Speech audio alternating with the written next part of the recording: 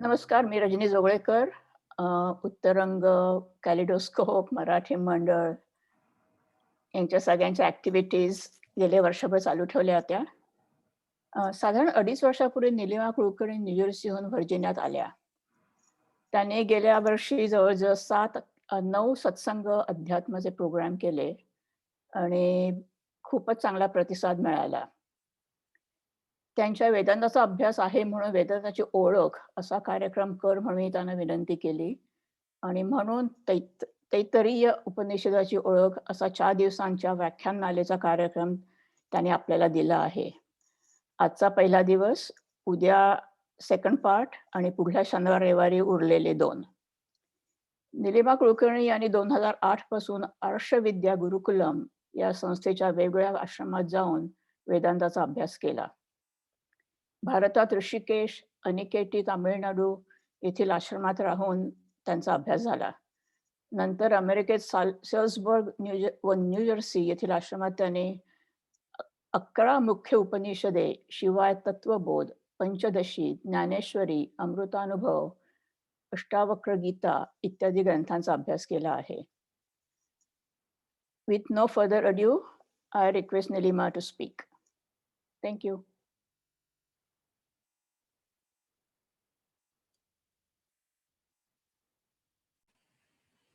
नमस्कार मंडळी. आजच्या कार्यक्रमाला आपण गणपती स्तवनाने सुरू करू आणि गाते म्हणजे सगळे श्लोक म्हणते माधवी पटवर्धन. माधवी.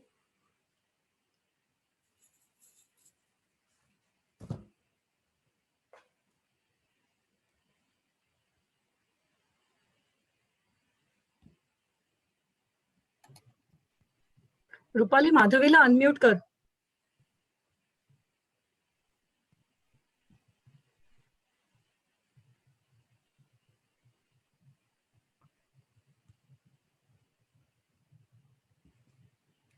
अजून ऐकू येत नाहीये माधवीचं.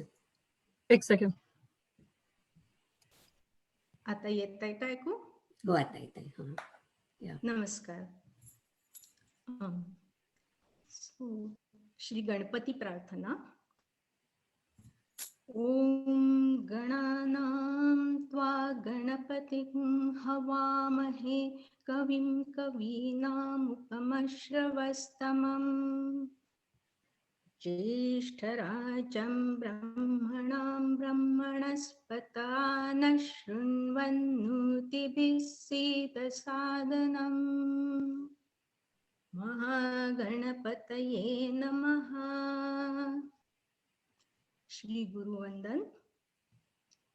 सदाशिवसमारंभां शंकराचार्यं मध्यमाम् अस्मदाचार्यपर्यन्तां वन्दे गुरुपरम्पराम्. वन्दे गुरुपरम्पराम्. वन्दे गुरुपरम्पराम्. दक्षिणामूर्ती मंत्र. ओम नमो भगवते दक्षिणामूर्तये मह्यं श्रियं मेधां प्रज्ञां प्रयच्छ स्वाहा. ओम नमो भगवते दक्षिणामूर्तये मह्यं श्रियं मेधां प्रज्ञां प्रयच्छ स्वाहा. ओम नमो भगवते दक्षिणामूर्तये मह्यं श्रियं मेधां प्रज्ञां प्रयच्छ स्वाहा. यजुर्वेदाचा शांती मंत्र. ओम शन्नो मित्रः शं वरुणः शन्नो भवत्वर्यमा शन्नो इंद्रो बृहस्पतिः शन्नो विष्णुरुक्रमः नमो ब्रह्मणे नमस्ते वायो त्वमेव प्रत्यक्षं ब्रह्मासि त्वमेव प्रत्यक्षं ब्रह्म वदिष्यामि ऋतं वदिष्यामि सत्यं वदिष्यामि तन्मामवतु तद्वक्तारमवतु अवतु माम् अवतु वक्तारम् ॐ शान्ति शान्ति शान्तिः. खूप छान.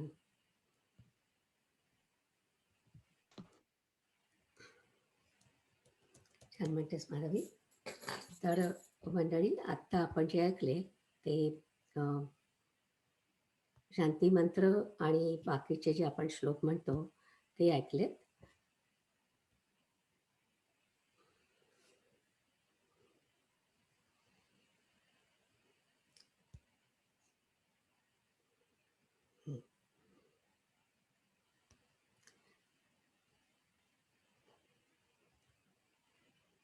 ओके.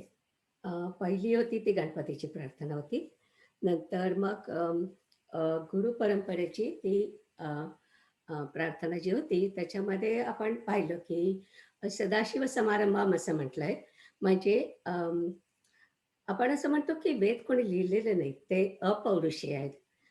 म्हणजे सदाशिवाने शिवाच्या त्या रूपाने दक्षिणामूर्तीच्या रूपात येऊन जवळ बसलेल्या सनत कुमारांना मौनातून व्याख्यान दिलं आणि त्यांनी ते ज्ञान आत्मसात केलं, म्हणून वेदांना अपौरुषीय म्हणतात. त्यानंतर सनत कुमारांनी इतरांना शिकवलं आणि उपनिषद या शब्दाचाच अर्थ असा आहे की जवळ बसून शिकलेलं ज्ञान. कोणाच्या जवळ बसून? तर गुरुच्या जवळ बसून. तर असं सनत कुमारांपासून गुरुकडून शिष्याकडे येत येत ते माझ्या गुरुपर्यंत आलं आणि त्यांच्याकडून माझ्याकडे आलं. म्हणून त्या सर्व गुरु परंपरेला मी नमस्कार करते. आणि हे सर्व ज्ञान म्हणजे आपण आता पुढे बघूच की सगळे जे मंत्र आहेत ते खूप त्रोटक लिहिल्यासारखे, गुप्त भाषेत लिहिल्यासारखे आहेत. तर ते समजावून सांगायला गुरु लागतो. आता पुढच्या 4 दिवसात ते किती क्रिप्टिक आहे याचा आपल्याला अनुभव येईल. गुरूंनी समजावून सांगायचं, त्यानंतर शिष्याने मनन आणि निधिध्यास करून त्याचा आत्मसात करायचं. अशी याची अभ्यासाची पद्धत आहे. अर्थात मूळ संदेश जरी परमेश्वराकडून आलेला असला आणि अपौरुषीय असला तरी त्याच्यामध्ये म्हणजे वेदामध्ये आपल्या पूर्वसुरांनी केलेल्या विचारमंथनातून, त्यांच्या श्रवण मनन निधिध्यासातून पुढे आलेलं साहित्य आहे आणि हे सगळं साहित्य मिळून वेद झालेले आहे. तर त्याच्यानंतरचा जो मंत्र आहे त्याच्यामध्ये आपण म्हटलंय परमेश्वराला की मला श्रेयम, मेधा आणि प्रज्ञा प्रदान कर. दक्षिणामूर्तीला ही प्रार्थना आहे. तर मेधा म्हणजे माहिती आहे बहुतेक सगळ्यांना की मेमरी. मेधा म्हणजे स्मरणशक्ती आणि प्रज्ञा म्हणजे विवेकबुद्धी. या दोन्ही गोष्टी अभ्यासासाठी तर आवश्यक आहेतच. आणि श्रियम जे आहे तर श्रियम म्हणजे ऐश्वर्य. आणि ऐश्वर्य किंवा लक्ष्मी म्हणजे अनेक प्रकारची संपत्ती त्याच्यात अपेक्षित असते. इथे शारीरिक संपत्ती असा अर्थ अभिप्रेत आहे, कारण अभ्यास करायचं म्हणजे शारीरिक आपल्याला आरोग्य पण आवश्यक असतं. तर असा जो मंत्र आहे त्याच्यातून आपण मेधा, प्रज्ञा आणि श्रियम असं दक्षिणामूर्तीला मागतो. त्याच्यानंतरचा जो मंत्र आहे तो शांती मंत्र आहे. प्रत्येक वेदाचा एक शांती मंत्र असतो आणि तो प्रत्येक उपनिषदाच्या आधी म्हटला जातो. खरं म्हणजे ते उपनिषद कुठल्या वेदामध्ये आहे ते आपल्याला त्या शांती मंत्रावरून कळतं. तर आता तुमच्या लक्षात आलंच असेल की ज्या अर्थी आपण यजुर्वेदाचा मंत्र म्हटला त्या अर्थी तैत्तिरीय उपनिषद हे यजुर्वेदाचा भाग आहे. उपनिषदाचा अभ्यास करण्यापूर्वी एक प्रश्न आहे, हे कशासाठी शिकायचं? माझी मुलं जेव्हा कॉलेजमध्ये गीतेचा अभ्यास करत होती तेव्हा लोक विचारायचे, आता हे मुलं कशाला अभ्यास करतायत? सगळं आयुष्य पडलंय ते अभ्यास करायला. त्यावेळेस माझ्याकडे उत्तर नव्हतं, कारण त्यावेळेस मी स्वतः गीतेचा किंवा वेदाचा अभ्यास केलेला नव्हता. पण जेव्हा मी अभ्यासाला लागले, तेव्हा लक्षात आलं, अरे हे तर सगळं कसं जगावं हे शिकवतात. तर ते म्हणजे तर तरुण वयातच शिकायला पाहिजे. ॲक्चुअली आपल्याकडे जेव्हा मुलं ह्याच्यात जायचे, म्हणजे नंतर जायचे, तर ती मुलं तर 8च वर्षाची असायची. 8 ते 16 वर्षापर्यंत ते सगळेजण हे शिकायचे आणि नंतर पुढच्या आयुष्यात मनन आणि निधिध्यास करून त्याच्यावरती विचार करायचे. तर निदान माझी तरी अशी चुकीची कल्पना होती, की हे सगळं नंतरच शिकायचं असतं म्हणून. पण जेव्हा मी 50च्या नंतर शिकायला लागले, तेव्हा लक्षात आलं, की हे खरं म्हणजे आधी शिकायला पाहिजे होतं. थोडंसं जास्त शहाणपण आलं असतं. दुसरी माझी एक चुकीची कल्पना होती, ती म्हणजे मोक्ष. मोक्ष म्हणजे फक्त जन्म-मरणापासून मुक्ती एवढाच अर्थ मला माहिती होतं. पण तसं नाहीये. अं, जेव्हा मी हे सगळं शिकायला लागले, आता तुमच्या लक्षात येईलच नंतर मी जेव्हा सांगेन तेव्हा, की हे सगळं अफाट आहे. खूप ज्ञान आहे आणि खूप सुंदर आहे सगळं. तर मी जेव्हा अणिकटीला शिकायला गेले, तेव्हा स्वामी दयानंद सरस्वती स्वतः शिकवत होते तिथे आणि जेव्हा मी ते शिकत होते, तेव्हा मला सगळं इतकं आवडत होतं आणि मी स्वामीजींना म्हटलं, "स्वामीजी मला हे मोक्ष-बिक्ष नको आहे. मला पुन्हा जन्म हवा तर कारण की आत्ता सुरू केलंय आणि हे सगळं एवढं ज्ञान आहे, ते मला कसं जमणार? या जन्मामध्ये तर काही शक्य नाही. तर मला पुन्हा एक जन्म पाहिजे. तर स्वामीजी म्हणले, की मोक्ष म्हणजे फक्त जन्म-मरणापासून मुक्ती असा अर्थ नाहीये. मोक्ष म्हणजे दुःखापासून मुक्ती असा अर्थ आहे. तर अर्थात म्हणजे काय, उपनिषद वाचून किंवा अभ्यास करून आपल्याला दुःख होणार नाही असं नाही आहे. तुमच्या प्रारब्ध कर्मामुळे तुमच्या वाट्याला आलेलं सगळं तुम्हाला भोगावंच लागतं. पण ते भोगताना ते सहन करण्याची शक्ती ज्या मनोधारणेमुळे येते, ॲटिट्यूडमुळे, ती या अभ्यासाने आपल्याला मिळते. तुमची जगाकडे आणि जीवनाकडे पाहण्याची दृष्टी बदलते आणि तुमचं दुःख तुम्हाला आणि इतरांना सुसह्य होतं. हो, कारण काही लोकांच्या दुःखाचा बाकीच्या लोकांना जास्त त्रास होतो. आणि या शिक्षणाचा आणखी एक मुख्य फायदा असा, की आपल्यात नम्रता येते. हे सगळं एवढं अफाट आहे आणि दरवेळा शिकायला गेलं, की आपलं अज्ञान किती अगाध आहे याची जाणीव होते. आणि त्या ऋषींपुढे खरोखरच आपण नतमस्तक होतो. पुढच्या 4 सत्रांमध्ये जर का तुम्हाला माझ्यासारखं कधी ओव्हरवेल्मिंग वाटलं, तर समजा की तुमची वाटचाल योग्य मार्गावर आहे.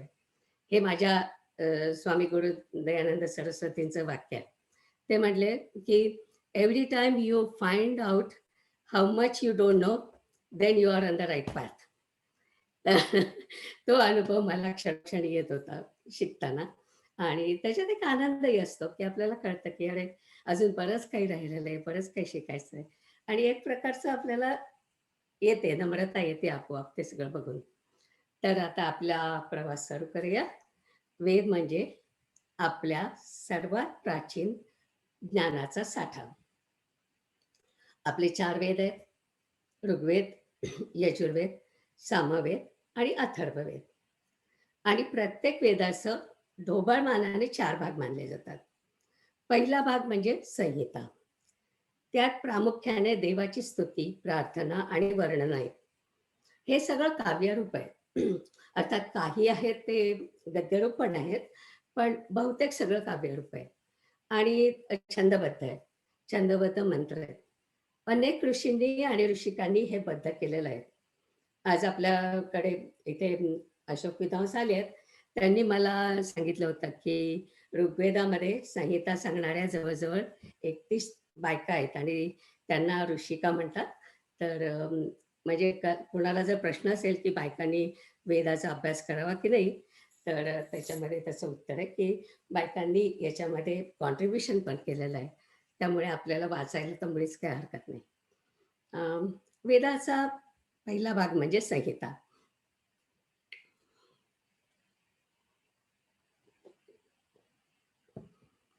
तर आता म्हटलं तसं संहिता म्हणजे बेसिकली प्रार्थना. तर आत्ता म्हटलं तसं संहिता ऋग्वेदातल्या संहिता सांगणाऱ्या 31 ऋषिका आहेत. वेदाचा दुसरा भाग म्हणजे ब्राह्मणा. यात यज्ञ आणि कर्मकांड यांची कृती आणि फलश्रुती असं दिलेलं असतं. म्हणजे थोडक्यात आपण ज्या काय पूजा अर्चा करतो सर्व त्याचे सगळे विधी या भागात मध्ये दिलेले असतात ब्राह्मणामध्ये. तिसरा भाग आहे आरण्यक. आरण्यक म्हणजे ध्यान साधना, मेडिटेशन. कधी कधी या साधना कर्मकांडांच्या वेळी करायच्या असतात, तर कधी कधी कर्मकांडांच्या ऐवजी केलेल्या असतात. तर ऋषींनी केलेल्या मनन चिंतनातून निर्माण झालेले जे विचार आहेत ते आरण्यकात आहेत. ध्यान कसं करावं वगैरे माहिती या भागामध्ये आहे. तर साधारणपणे आपण ज्याला धर्म म्हणतो त्यातल्या सर्व गोष्टी या पहिल्या 3 भागांमध्ये आहेत. संहिता, ब्राह्मणा आणि आरण्यकमध्ये. कधी कधी आपण भौतिक सुखासाठी म्हणजे पुत्र प्राप्तीसाठी यज्ञ करतात, किंवा राज्य मिळवण्यासाठी यज्ञ करतात, किंवा कामनापूर्तीसाठी यज्ञ करतात. त्या सगळ्या गोष्टी या 3 भागात येतात, पहिल्या 3 भागात. नंतर चौथा भाग म्हणजे वेदांत, वेदाचा शेवटचा भाग. तर तो भाग अगदी वेगळा आहे. या भागामध्ये, वेदांतामध्ये वैदिक धर्माचं तत्वज्ञान ओतप्रोत भरलंय आणि म्हणून याला ज्ञानकांडही म्हणतात. आणि मगाशी म्हटलं मी तसं या भागामध्ये आयुष्यात आपल्याला दुःखाला समोर कसं जायचं, सुखाने कसं जगता येईल हे तत्वज्ञान यात आहे. त्याशिवाय बऱ्याच अनेक गोष्टी आहेत त्या आपण पुढे बघूच. पण म्हणजे विश्वाची उत्पत्ती कशी झाली याच्याबद्दल काही ऋषींनी केलेला विचार, किंवा ब्रह्म, आत्मा वगैरे वगैरे बऱ्याच बऱ्याच गोष्टी याच्यामध्ये आहेत. बहुतेक आपलं सगळं तत्वज्ञान या भागात मध्ये आहे. पण सगळेच उपनिषद वेदांत या भागात नाही आहेत.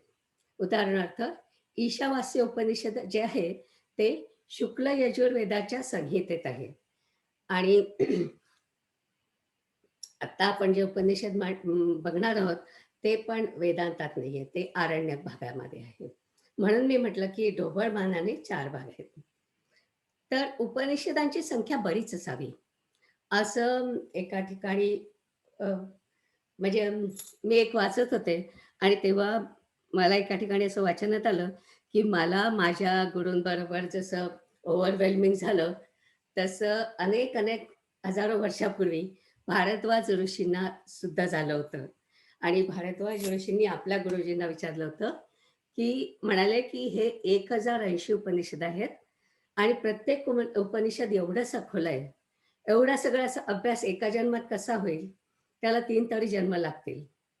तर त्यांचे गुरु हसले आणि त्यांना आशीर्वाद दिला आणि त्याला म्हणले की बरं तुला तिप्पट म्हणजे 300 वर्ष आयुष्य मिळेल. तर भारद्वाज ऋषी 300 वर्ष जगले अशी आख्यायिका आहे. मला खरं आहे काय माहित नाही. आणि पण आता मात्र तेवढे उपनिषद उपलब्ध नाहीत आणि मला माझ्या गुरुजींनी काही असा आशीर्वाद पण दिलेला नाही. त्यामुळे बहुतेक मी पुन्हा जन्म घेणार आहे. आपल्या या सगळ्या उपनिषदांमध्ये मी म्हटलं तसं खूप क्रिप्टिक आहेत ना, पण आपल्यावर एक आपले आदि शंकराचार्य जे आहेत त्यांनी अनंत उपकार करून ठेवले आहेत. ते म्हणजे या सगळ्या त्याच्यातल्या 11 उपनिषदांवर त्यांनी भाष्य लिहिली आहेत, म्हणजे आपल्याला सोपे करून सांगितलेले आहेत. साधारणपणे पूर्वीच्या काळी गुरुच्या जवळ जाऊन जे काय शिकायचे ते सगळं शंकराचार्यांनी आपल्यासाठी सोपं करून सांगितलंय आणि लिहून ठेवलंय सगळं शंकर भाष्यामध्ये. शंकराचार्य म्हणजे एक विलक्षण व्यक्तिमत्व होतं. वयाच्या 8व्या वर्षी पायी चालत केरळमधून मला वाटतं तामिळनाडूमध्ये ते आपल्या गुरुजींकडे पायी चालत गेले आणि तिथे त्यांनी 8 ते 12 वर्षापर्यंत ज्ञान संपादन केलं. म्हणजे त्यांच्याकडून सगळे शिकले जे काय आपण नॉर्मली तोंडी शिकतो ते. आणि त्यांचे गुरु गोविंदपाद यांनी त्यांची हुशारी पाहून त्यांना ॲक्च्युअली गोविंदपादांचं ते सांगायचं राहिलं की गोविंदपादांना एका गुहेत पर्णावर लिहिलेले मूळ ग्रंथ सापडले आणि म्हणून पुढे ठेवले होते तिथे माहीत नाही, पण ते जे सापडले ते सगळे सॉर्ट आउट करून संकलित करायचं काम त्यांनी घेतलेलं होतं. तर 12व्या वर्षी जेव्हा शंकराचार्यांचा हा अभ्यास झाला, तेव्हा त्यांनी शंकराचार्यांना ते सगळं मटेरियल दिलं आणि त्यातलं हे सगळे उपनिषद आहेत, हे संपादित आणि संकलित करायला सांगितले. तर त्यातले 135 उपनिषदं त्यांनी संकलित आणि संपादित केलेली आहेत आणि त्यापैकी 11 उपनिषदांवर आदि शंकराचार्यांनी भाष्य लिहिलंय. तर वयाच्या 12 ते 16व्या वर्षापर्यंत शंकराचार्यांनी ही एवढी प्रचंड कामगिरी केली आणि ज्या उपनिषदांवर त्यांनी भाष्य केलंय, ती 11 उपनिषदं महत्वाची समजली जातात. त्यांची नावं सांगते. ईशावास्य, केन, कठ उपनिषद, प्रश्न उपनिषद, मुंडक, मांडुक्य, ऐतरीय, तैतरीय, छांदोग्य, बृहदारण्यक आणि श्वेताश्वत्तर. तर अशी जी 11 उपनिषद आहेत, ती महत्वाची समजली जातात. आता उपनिषद म्हणजे काय? शंकराचार्यांच्या मते उपनिषद शब्दाचे 2 अर्थ आहेत. आणि दोन्ही अर्थ संस्कृतमध्ये मूळ धातूपासून असतात ना, तर दोन्हीची मूळ धातू सत आहे, पण त्या मूळ धातूचे 2 अर्थ आहेत. तर पहिला सतचा अर्थ आहे सद. सदचा अर्थ आहे बसणे आणि उप म्हणजे जवळ आणि नि म्हणजे नक्की. म्हणून गुरुजवळ बसून शिकण्याचं जे ज्ञान ते म्हणजे उपनिषद. तर पूर्वीच्या काळी मुलं आश्रमात गेली की इतर गोष्टी शिकत, पण जोपर्यंत विद्यार्थ्याचे मनाची तयारी होत नाही, जोपर्यंत त्याला अधिकारित्व येत नाही, तोपर्यंत ते त्याला उपनिषद शिकवत नसत. अगदी अलीकडे म्हणजे मे बी 100 वर्षापूर्वीपर्यंत गुरुकुलमधून अधिकारित्व आल्याशिवाय उपनिषद शिकवत नसत आणि पब्लिक जागेत तर मुळी शिकवत नसत. आणि उपनिषदाचा दुसरा अर्थ मूळ धातूपासूनच आहे, पण त्या इथे ही सद ही जी धातू घेतली आहे, त्याचा अर्थ विनाश करणे. तर शंकराचार्य म्हणतात की जे तुमच्या अज्ञानाचा विनाश करतं ते म्हणजे उपनिषद. आणि असं म्हणतात की आपल्याला जी दुःख होतात ती आपल्या अज्ञानामुळे होतात, आपल्या गैरसमजामुळे होतात. आणि अज्ञानाचा आणि दुःखाचा संबंध उपनिषदाचा अभ्यास केल्यावर कळतो. आणि हे ज्ञान फक्त शिकायचं नसतं, आत्मसात करून आयुष्यात उतरवायचं असतं. तर मी म्हटलं तसं उपनिषदामध्ये वैदिक धर्माचं तत्वज्ञान आहे. तर आत्मज्ञान, ब्रह्मज्ञान, जगाची उत्पत्ती याच्याबद्दल अतिशय गहन चर्चा आहे. आता ऋषींचं चिंतन पण आहे त्याच्यात.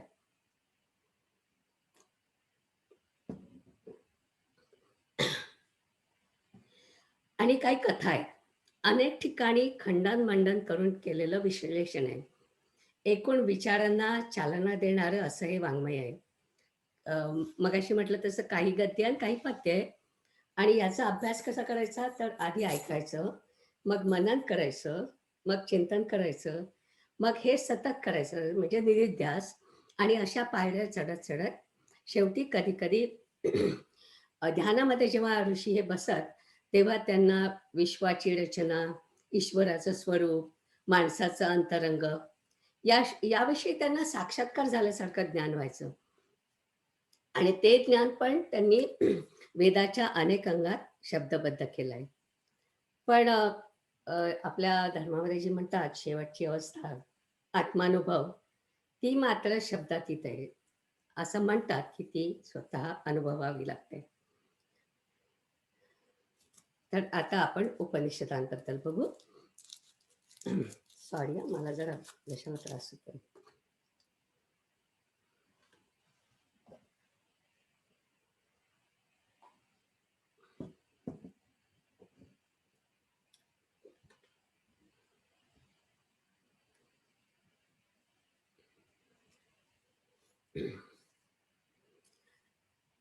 हे उपनिषद जसे सांकेतिक स्वरूपाचे आहेत, त्यामुळे वरकरणी शब्द साधे दिसले तरी त्याच्यामध्ये अनेक सिद्धांत असतात. म्हणून फक्त भाषांतर वाचून उपनिषद कळत नाही. अर्थात हे सगळं समजून सांगण्याची माझी म्हणजे पात्रता नाही आहे, पण माझ्या गुरूंनी जे काय मला शिकवलं आणि त्याच्यातून मला जे काय उलगडलं, तर त्या सगळ्या ह्याच्यातून एका उपनिषदाची मी फक्त तोंड ओळख करून देणार आहे. आपल्या कुठल्याही तुम्ही अ, हे घेतलं तुमचं अ, अथर्व अथर्व अथर्व शीर्ष, त्याला अथर्व उपनिषद म्हणतात. तर ते घेतलं तुम्ही, त्याच्यात सुद्धा पहिल्यांदा म्हणतात ऋतम वच्मी सत्यम वच्मी. म्हणजे वेदामध्ये जे आहे तेच मी फक्त सांगेन, जे काय मी शिकले ते. आणि ऋतम वच्मी म्हणजे मला जेवढं कळलं त्याच्यातलं तेवढंच फक्त मी तुम्हाला सांगेन, जशा पद्धतीने कळलं. म्हणजे समजा जर का त्याच्यात काही चूक झाली तर ती चूक असेल तर ती माझी असेल, अ, वेदाची चूक नाही हा, असं आपल्याला म्हणायचं असतं. तर ऋतम वच्मी सत्यम वच्मी, आणि तेच मी तुम्हाला आजही सांगते. अ, आणि आता आपण सर्वजण जरी उपनिषद शिकलं नसलं तरी आपल्या सर्वांना उपनिषदातील ज्ञानाची कुठेतरी झलक माहिती असते. उदाहरणार्थ, भारतामध्ये तुम्ही कुठेही गेलात आणि विचारलं की ईश्वर कुठे आहे, तर अगदी अशिक्षित माणूस सुद्धा, अगदी कन्याकुमारी पासून तर वरती काश्मीर पर्यंत कुठेही तुम्ही गेलात आणि विचारलं तर तो म्हणेल की ईश्वर सगळीकडे आहे. आणि ईश्वर सगळीकडे हे त्याला माहिती आहे. पण हे तत्वज्ञान ईशावास्य उपनिषदात आहे, हे मात्र त्याला माहिती नसेल. कारण आपण ते पूर्वजांकडून असे बिट्स अँड पीसेस असं शिकत असतो. आता या उपनिषदाचं सांगते, मातृदेवो भव, पितृदेवो भव हे आपल्याला सगळ्यांना माहिती असतं. पण ते तैत्तिरीय उपनिषदात आहे हे मात्र आपल्याला माहिती नसतं. तर अशा प्रकारे आपण जे काय थोडंफार म्हणजे उपनिषदाची आपल्याला झलक माहिती आहे, ती आपण आपल्या पूर्वजांकडून शिकलेलो असतो. पण सलग असं की अमुक-अमुक उपनिषद किंवा असं ॲक्चुअली मी तरी कधी शिकले नाही. म्हणजे माझं कुटुंब खूप कर्मठ होतं. पण कर्मठ म्हणजे काय? फक्त पूजा, अर्चा हेच सगळं करायचं. पण त्याचा अर्थ कोणी कधी मला सांगितलेला नाही. त्यामुळे मला नेहमी असं वाटायचं, हे आपण असं करतो, पण त्याचा अर्थ काय? त्याच्यामध्ये आणि आपण विशेषतः आपण इथे आलो, की लोकं विचारतात, तुमचा धर्मग्रंथ कुठचा? आता त्या लोकांना बायबल आणि कुराण वगैरे याची सवय असते. त्यामुळे ते विचारतात, की तुमचा धर्मग्रंथ कोणता? तर आपल्या डोक्यात चटकन वेद असं येत नाही. आपण महाभारत, रामायण असं काहीतरी विचार करत बसतो. आणि या सगळ्या प्रश्नांची उत्तरं सुद्धा शंकराचार्यांनी देऊन ठेवली आहे. हे पण आपल्याला, मला तरी माहिती नव्हतं, की प्रस्थानत्रयी जी आहे ती म्हणजे आपल्या धर्माच्या तत्वज्ञानाचं अधिकृत ग्रंथ आहेत. हे मला माहिती नव्हतं. तर अ, आपल्यापैकी काही जणांनी गीतेचा अभ्यास केलाय आणि गीतेमध्ये छांदोग्य उपनिषद आणि कठोपनिषद यांच्यातले बरेचसे ॲक्चुअली मंत्र जसेच्या तसे सुद्धा घेतलेले आहेत.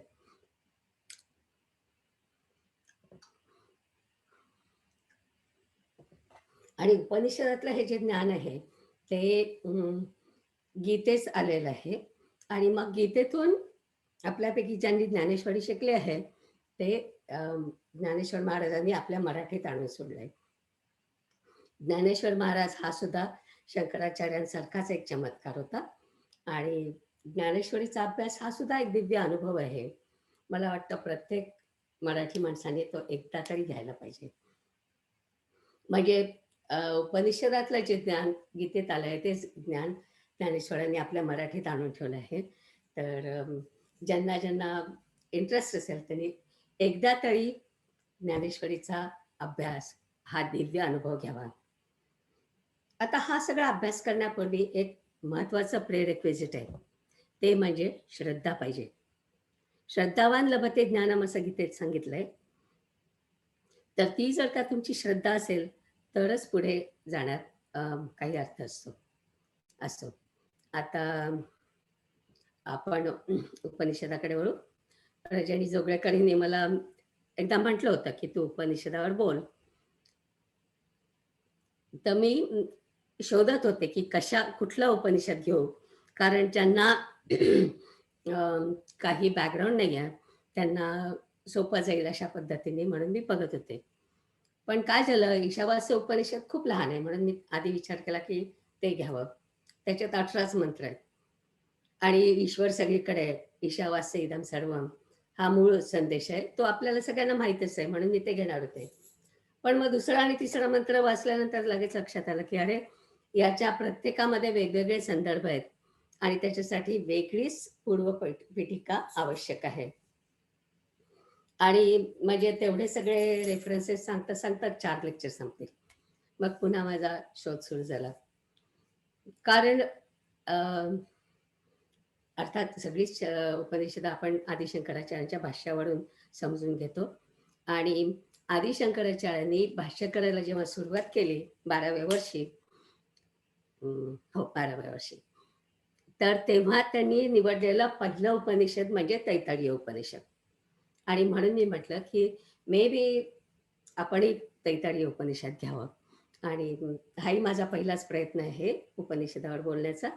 तर बघूया कसं जमतंय ते. आणि आपल्याला फक्त इंट्रोडक्शनच करायची आहे. आणि दुसरं कारण म्हणजे ह्या पर्टिक्युलर शंकर भाष्यामध्ये तैत्तिरीय उपनिषदाच्या त्याच्यातले कॉन्सेप्ट शंकराचार्यांनी अगदी गणितासारखे सोडवून ठेवले. इतर उपनिषदामध्ये मूळ विचार समजून घेण्यासाठी अनेक बाकीचे संदर्भ लागतात. पण मला वाटतं हे तैत्तिरीय उपनिषद स्वतंत्रपणे सांगण्यासारखं आहे. हे उपनिषद खूप मोठं आहे. म्हणजे एक कल्पना द्यायची म्हणून सांगते की 2008 मध्ये मी याचा एक भाग केला आणि मग दुसरे 2 भाग मी 2014 मध्ये घेतले. तर जर का एकूण तुम्ही तास मोजले किती तिथे जाऊन राहावं लागतं, आणखीन 3 तास लेक्चर आणि 1 तास सत्संग वगैरे असं, तर एकूण जवळजवळ 150 ते 200 तास हे उपनिषद शिकायला लागले. आणि त्याच्यातूनही माझ्यासारखीला सगळं काही कळतं असं नाही. पण हे उपनिषद निवडायचं कारण एवढंच की त्याच्यातले काही भाग मला असे वेगळे करून सांगता आले. आता या उपनिषदाचं नाव थोडंसं विचित्र आहे, तैत्तिरीय उपनिषद म्हणजे. हे तैत्तिरीय उपनिषद यजुर्वेदाचे 2 भाग आहेत ना, कृष्ण आणि काय म्हणतात, शुक्ल आणि कृष्ण. तर हे कृष्ण यजुर्वेदातील उपनिषद आहे आणि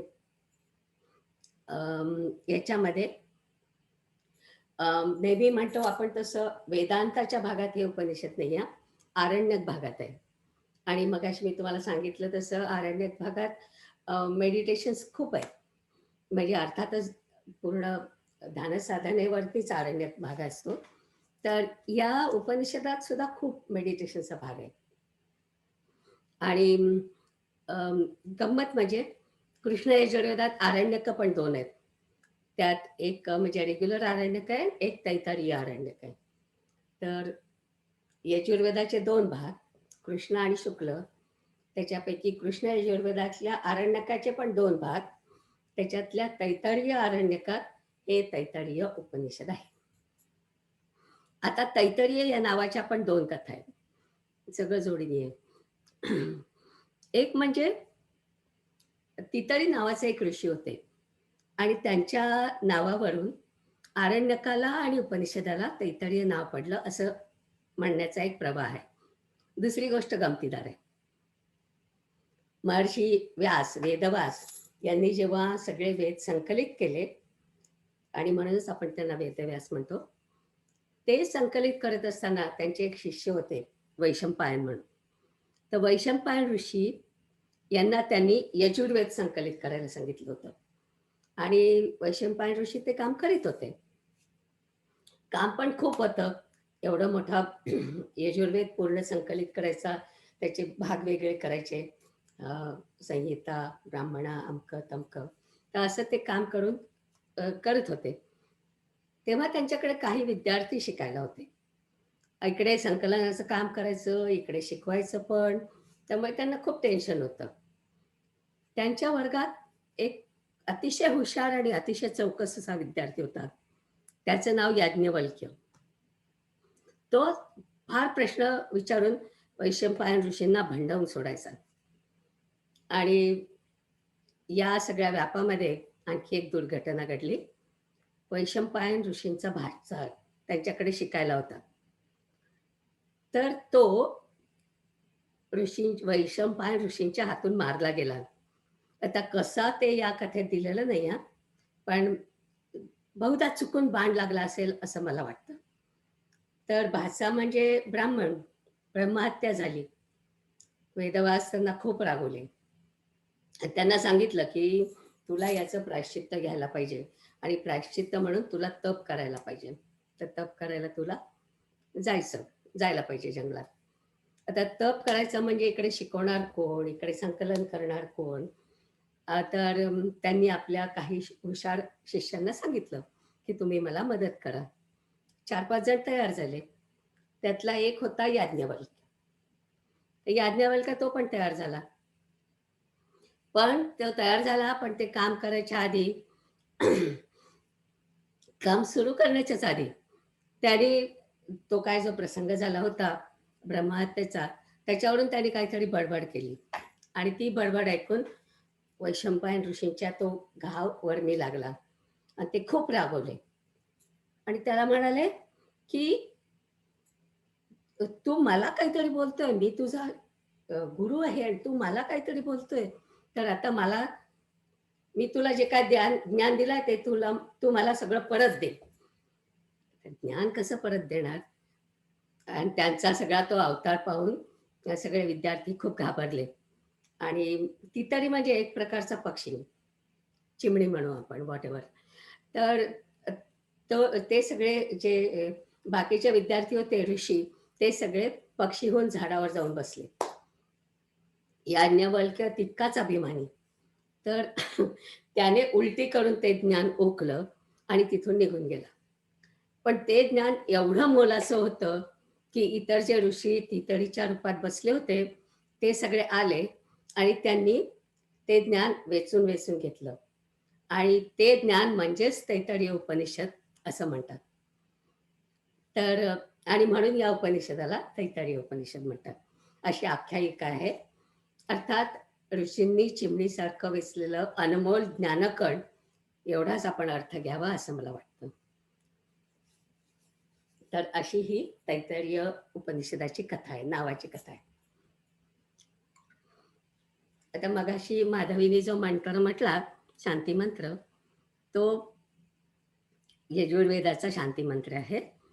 त्याच्यामध्ये माझं आणि माझ्या गुरूंचं रक्षण कर, म्हणजे माझा अभ्यास निर्विघ्नपणे होईल, अशी प्रार्थना आहे. तर आपण आत्ता तो सगळेजण म्हणूया. मी म्हणते, तुम्ही आपल्या मीटवर आहात मला कल्पना आहे, पण तरी पण तिथे म्हणा. आणि त्याच्याबद्दल मी आत्ता तुम्हाला सांगणार आहे. काय आहे की मगाशी मी म्हटलं तसं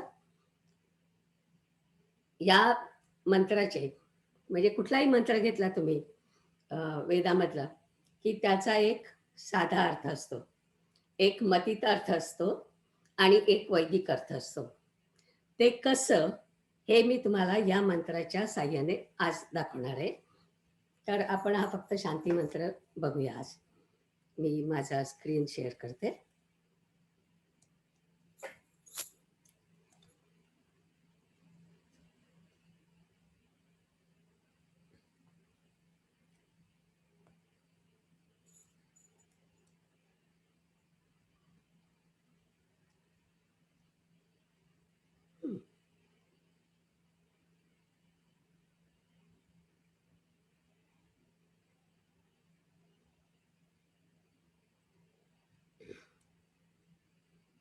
शेअर करायचं दिसतोय का स्क्रीन?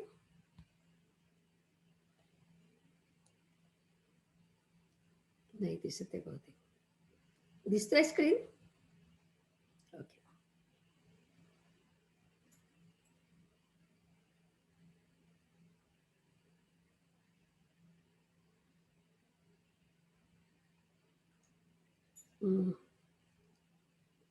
का बरं मला शेअर नाही करता येत?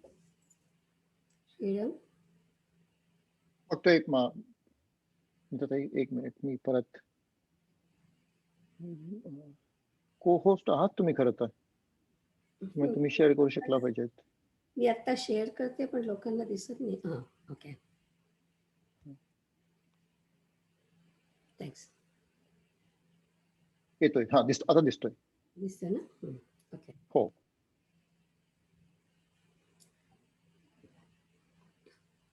आपण वैदिक पद्धतीने म्हणून एक साधंच म्हणतोय. ओम शन्नो मित्र शं वरुणः शन्नो भवत्वर्यमा शन्नो इंद्र बृहस्पतिः शन्नो विष्णुरुक्रमः नमो ब्रह्मणे नमस्ते वायो त्वमेव प्रत्यक्षं ब्रह्मासि त्वामेव प्रत्यक्षं ब्रह्म वदिष्यामि ऋतं वदिष्यामि सत्यं वदिष्यामि तन्मामवतु तद्वक्तारमवतु अवतु माम् अवतु वक्तारम् ओम शांति शांति शांति.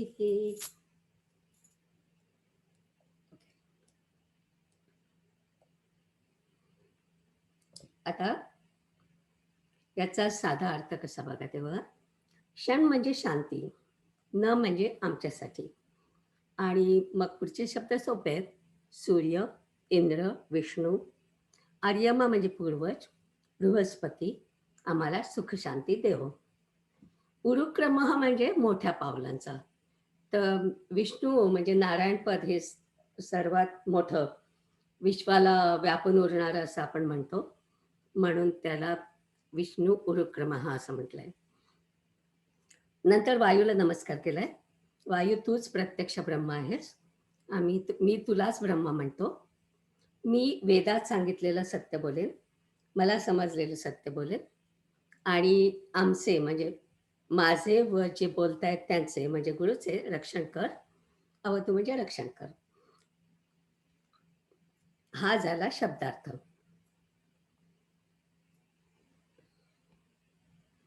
आता मतितार्थ बघूया.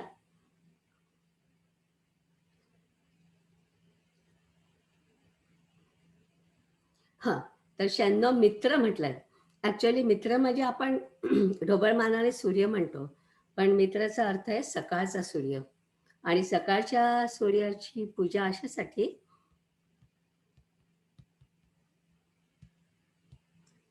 सकाळच्या सूर्याची पूजा अशासाठी की सकाळचा वेळ अभ्यासासाठी सगळ्यात उत्तम मानला जातो.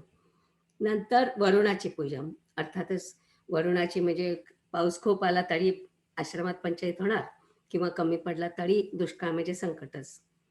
आणि पूर्वजांचे स्मरण हे मला खूप आवडतं, कारण प्रत्येक म्हणजे आतापर्यंत जे काय मी शिकले त्याच्यामध्ये पूर्वजांचं स्मरण दरवेळी केलं जातं. अर्थातच आपले जे नित्ययज्ञ म्हणतात त्याच्यात सुद्धा म्हटलं की पूर्वजांचं स्मरण करायला पाहिजे. कारण बघा, आपण एखादी व्यक्ती समजा हुशार आहे, तर तिची हुशारी कुठून आली आहे? आपण काय ती निर्माण करत नाही, आपल्याला ती कोणाच्या तरी DNA मधून आलेली आहे.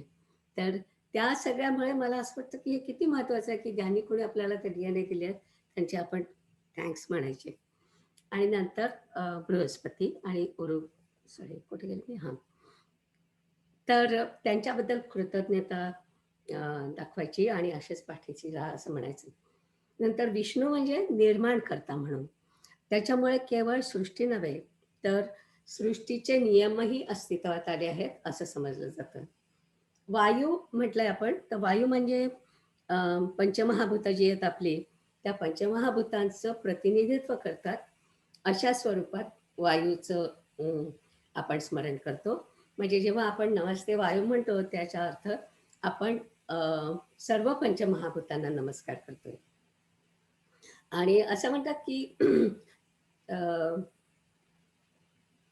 You are the reality made visible, म्हणजे त्वमेव प्रत्यक्षं ब्रह्मासी असं म्हटलंय त्याला.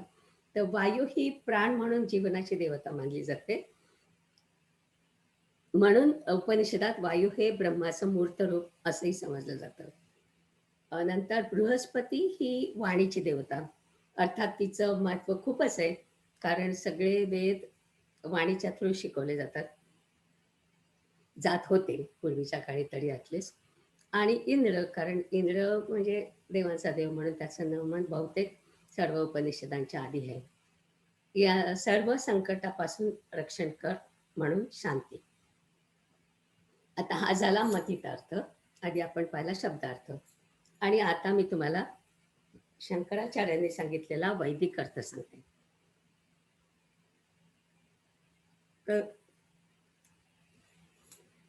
ब्रह्मविद्या शिकणाऱ्या विद्यार्थ्यांसाठी शम म्हणजे विद्या, श्रवण आणि धारण. म्हणजे जे काय आपण शिकतो ते ऐकायचं आहे आणि ते धारण म्हणजे काय शिकवलं ते रिटेन करायचं आहे. तर आपण असं मागतोय देवाला की मी काय जे काय शिकतोय ते मला ऐकू दे आणि मला ते रिटेन करू दे, माझ्याजवळ म्हणजे धारण करू दे. तर या तिन्ही गोष्टी आमच्यासाठी निर्विघ्नपणे पार पडू दे.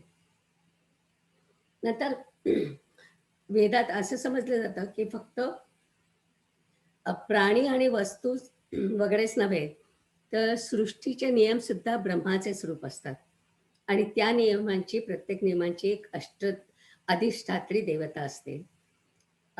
तर मित्र हा सकाळचा सूर्य ही श्वासाची आणि दिवसाची अधिष्ठात्री देवता आहे. वरुण ही उच्छ्वासाची आणि रात्रीची अधिष्ठात्री देवता आहे.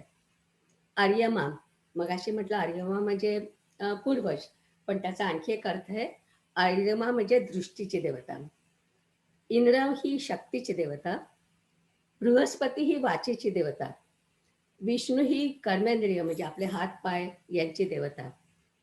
या सर्वांनी माझ्या त्या त्या भागाला भरपूर शक्ती द्यावी. शरीर, मन आणि बुद्धी या सर्वाचं स्वास्थ्य कायम असावं. वायू हा पंचमहाभूतांचा प्रतिनिधी. अर्थातच जोपर्यंत आपण श्वास घेतो तोपर्यंत आपलं आयुष्य आहे. म्हणून त्या प्राणाच्या देवतालाच ब्रह्म म्हटलं आहे. आणि नंतर आपण 3 वेळा शांती म्हणतो. शांती शांती शांती ही. तर पहिली शांती आधी भौतिक, आधी दैविक आणि आधी आत्मिक अशा 3 प्रकारच्या संकटांपासून आपल्याला शांती हवी असते. भौतिक म्हणजे कसं, परिस्थितीमुळे येणारं संकट. आधी दैविक म्हणजे आपल्या शक्तीच्या बाहेरचं संकट, अचानक येणारं. जसं आता कोरोना चाललंय, समजा आपण काही प्लॅन केलं आणि मध्येच कोरोनाचं संकट आलं की सगळं आपलं प्लॅन विस्कटून जातात, तशा प्रकारचं संकट. आणि आधी आत्मिक म्हणजे आपल्या चुकांमुळे येणारं संकट, तर किंवा आपल्या दैवामुळे येणारं संकट. तर या तिन्ही संकटांपासून आमचं रक्षण कर. असे आपण आता एकाच मंत्राचे 3 अर्थ पाहिले. एक म्हणजे शब्दार्थ, दुसरा म्हणजे मथितार्थ आणि तिसरा म्हणजे वैदिक अर्थ. तर वैदिक अर्थ शिकण्यासाठी गुरुकडे जायला पाहिजे आणि गुरुकडे जाण्याच्या ऐवजी आपण शांकर भाष्य वाचणार आहोत. आता तुम्हाला जर का प्रश्न असले काही तर तुम्ही मला टेक्स्ट पाठवा, कारण की लोकांचे प्रश्न इथे घ्यायला असं मला वाटतं जमणार नाही. बरेच लोक आहेत इथे, त्यामुळे असं सगळ्यांचे प्रश्न घ्यायला जमणार नाही. आणि दुसरं म्हणजे कदाचित मला सगळ्या प्रश्नांची उत्तरं पण येणार नाही, मला कुठेतरी शोधावी लागतील उत्तरं. एवढा काही माझा अभ्यास नाही आहे, जेवढा काय आहे त्याच्याप्रमाणे मी तुमच्याशी शेअर करेन. आता तैत्तिरीय उपनिषदाची थोडी प्रस्तावना सांगते. जागे का कोणी, का झोपलेच वेळ? आहे अमृता दिसला. ओके. तैत्तिरीय उपनिषदाचे असं आहे की त्याच्यामध्ये 3 भाग आहेत आणि प्रत्येक भागाला म्हणजे भाग म्हणजे वल्ली म्हणतात त्यांना. आपल्याकडे वल्लीला दुसरा अर्थ आहे, पण इथे भाग म्हणजे वल्ली. तर पहिला भाग आहे हा शिक्षावल्ली, तो आपण पुढच्या भाषणात घेणार आहोत. त्यात प्रार्थना आहेत आणि मुख्य म्हणजे उपनिषदाच्या शिक्षणाच्या तयारीला लागणाऱ्या पायऱ्या आहेत. त्याच्यामध्ये एकूण 29 श्लोक आहेत आणि हे उपनिषद आरण्यकाचा भाग असल्यामुळे त्याच्यामध्ये मेडिटेशनवर बरेच मंत्र आहेत. म्हणून मी त्याच्यातले फक्त मी 3च एका वल्लीमध्ये छोटे जे उपभाग असतात त्यांना अनुवाक म्हणतात.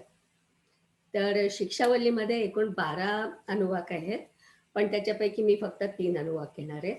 ते उद्या. आणि मेडिटेशनचं मी अशासाठी घेतलं, की आपल्याला सगळ्यांना त्याची माहिती असते, त्यामुळे ते सोपं जाईल सांगायला असं वाटलं मला. म्हणून ते 3 अनुवाक मी घेतलेले आहेत. दुसरा भाग आहे ब्रह्मानंदवल्ली. तो आपण तिसऱ्या भाषणात घेऊ. तर हे उपनिषदाचं सार आहे या उपनिषदाचं. म्हणजे ब्रह्मानंद, ब्रह्म म्हणजे काय, आनंद म्हणजे काय, याच्या सगळ्या व्याख्या आहेत. आणि प्रत्येक उपनिषदात एक महत्वाचा संदेश असतो. पंचलाईन आपण ज्याला म्हणू शकतो. तर त्याला महावाक्य म्हणतात. तर ते तैत्तिरीय उपनिषदाचं महावाक्य त्या ब्रह्मानंदवल्लीमध्ये. आणि त्या त्या लेक्चरमध्ये मी फक्त ब्रह्मानंदवल्लीच्या महावाक्यावरती भर देणार आहे. त्यात ऋषींनी ते ज्ञान कसं मिळवलं याची प्रक्रिया पण आहे. पण ती जी प्रोसेस आहे ती आपण त्याला पंचकोश विचार म्हणतात. पण ती आपण पुढच्या वल्लीत घेणार आहोत, पुढच्या भागात घेणार आहोत. कारण भृगु ऋषी जे होते त्यांनी ती पंचकोश विचार प्रक्रिया वापरली आणि त्याचं वर्णन पुढच्या वल्लीमध्ये आहे. म्हणून आपण ते जे पंचकोश विचार आहेत ते आपण भृगुवल्ली बरोबर बघू. आणि आणखी एक सांगायचं म्हणजे जेव्हा शंकराचार्यांनी म्हटलं तसं शंकर भाष्य लिहून ठेवले, त्याच्यानंतर दुसरे शंकराचार्य जे होते सुरेश्वराचार्य, त्यांनी ब्रह्मानंदवल्लीवरती टीका केली आहे. तर ती शंकराचार्यांच्या भाष्यावरून केली आहे. त्याला वार्तिका म्हणतात. आणि ती वार्तिका जवळजवळ 250 श्लोकांची आहे. त्यामुळे हे उपनिषद किती मोठं आहे त्याची तुम्हाला कल्पना येईल. तर आणि पण अतिशय सुस्पष्ट विचार आहे. कुठेही ॲम्बिग्युटी कुठेही नाही आहे. आणि स्वामी सर्वप्रियानंदांचं नाव तुम्ही ऐकलं असेल, तर ते तर असं म्हणतात की ब्रह्माची सर्वात सुस्पष्ट व्याख्या इथेच आहे ब्रह्मानंदवल्लीमध्ये. आणि म्हणून मी ते महावाक्याबद्दलच फक्त बोलणार आहे. तिसरा भाग आहे तो भृगुवल्ली. तो आपण चौथ्या भाषणात घेणार आहोत. तर भृगु ऋषींनी आत्मज्ञान कसं मिळवलं, त्यांची ध्यान करण्याची पद्धत इत्यादी माहिती त्याच्यामध्ये आहे. आणि म्हटलं तसं पंचकोश विचार त्याच्यामध्ये. तर ते आपण चौथ्या भाषणात घेऊ. तर आज मी फक्त तुम्हाला वेद, वेदांत, उपनिषद, तैत्तिरीय उपनिषदाचे भाग असं आणून सोडलंय. आता एकेका भागाबद्दल आपण पुढचे 3 लेक्चर घेऊया. विषय खूप अवघड आहे, पण शक्य तेवढा सोपा करण्याचा मी प्रयत्न करणार आहे.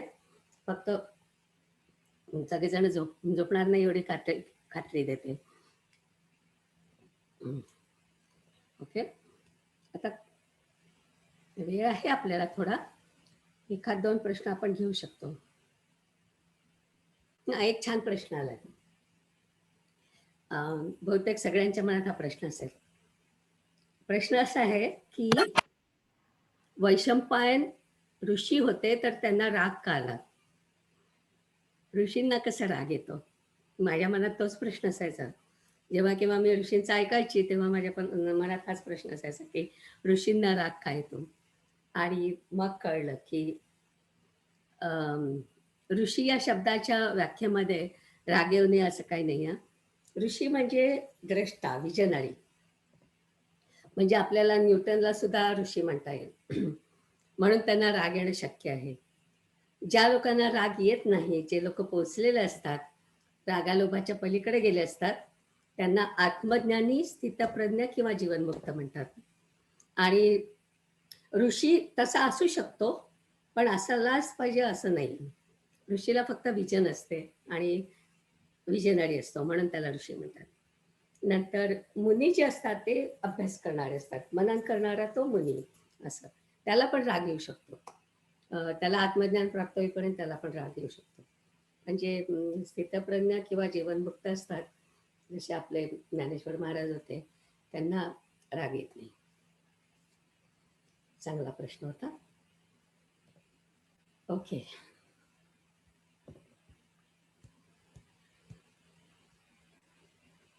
आता उडूया.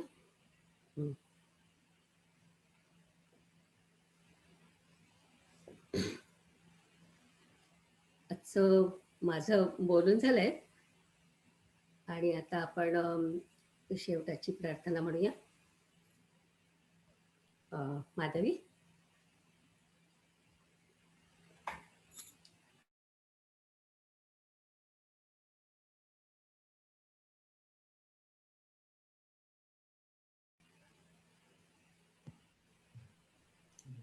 पूर्णमिदं म्हणायचंय का? हो. पूर्णमध्ये एक मिनिट थांब, काहीतरी मला वाटतं प्रश्न आहे. कोणीतरी विचारतोय. गोविंद मोदी, बिलीफ इन अध्यात्म सायन्स.